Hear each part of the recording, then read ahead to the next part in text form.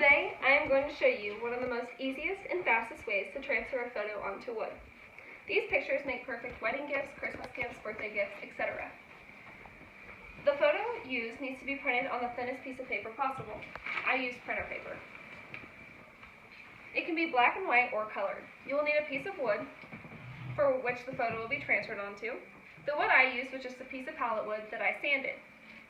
The photo can be transferred onto wood, glass, candles, tin, acrylics, light or dark colored fabrics, etc. The item being transferred doesn't just have to be a photo. It can be a postcard or something you design on the computer. To start the process, we will start by printing the picture we are going to use. I personally print two, just in case something goes wrong. If possible, it is best to print the mirrored image. Next, you are going to need a smooth piece of wood, as well as Mod Podge or gel medium. For this, I just use Mod Podge. You will also need a foam brush, for which you will paint the Mod Podge on the photo, and a card or a small roller to smooth the bubbles out. After getting your photo printed and your materials gathered together, you can trim off the excess edges of the photo. For this photo, I do not have any excess edges. After trimming off the excess edges of the photo, you need to set your piece of wood aside. After your wood is set aside, you will paint the Mod Podge on the face of the photo.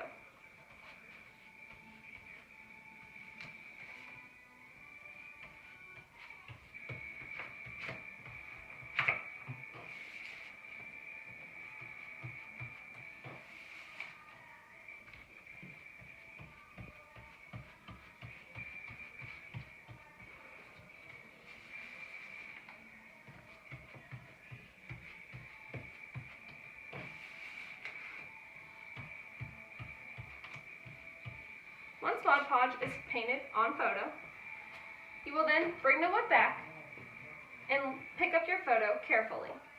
Lay the photo face down on the wood evenly and carefully. After the photo is face down on the wood, you will take your card or small roller and push out the excess bubbles.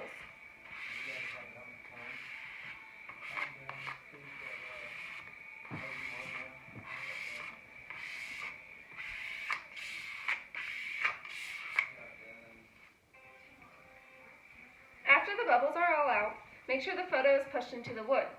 You can wipe the remaining glue off the edge of the wood with a wet rag.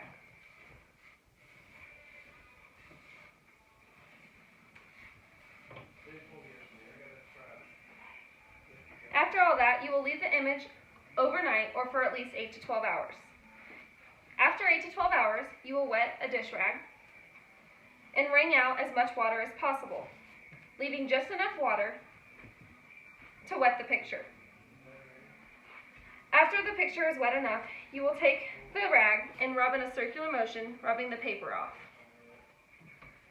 Don't rub too hard where the picture comes off with it. If needed, you can have a cup of water near you so you can dip your rag into the water for easier removal of paper.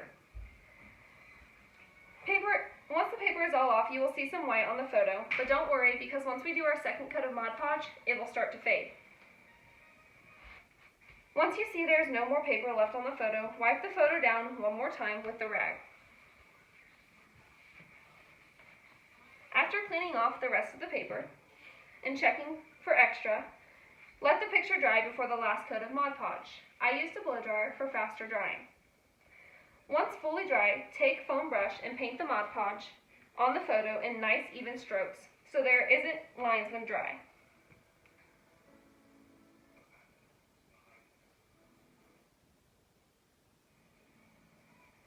You may go over it once or twice.